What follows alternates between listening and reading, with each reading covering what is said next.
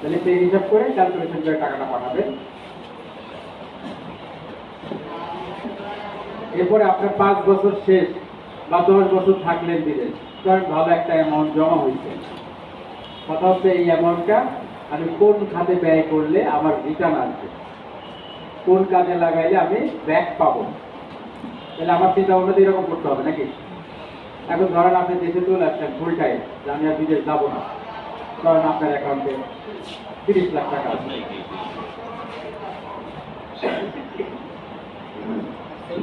Sorry, 30 lakh টাকা আছে। এখন আপনি আসার পরে আপনার আমার সাথে পরিচিত, আমি বললাম ভাই আমি তো ব্যবসা করি, ভালো ইনকাম আসতেছে, লাভ আছে, আমার তো টাকা পয়সা কম, আপনার টাকা ইনভেস্ট করেন আমার সাথে, মাসে মাসে লাভ নিয়ে নেবেন। এরকম যৌথ ব্যবসা আজ পর্যন্ত বাংলাদেশে টেকে নেই।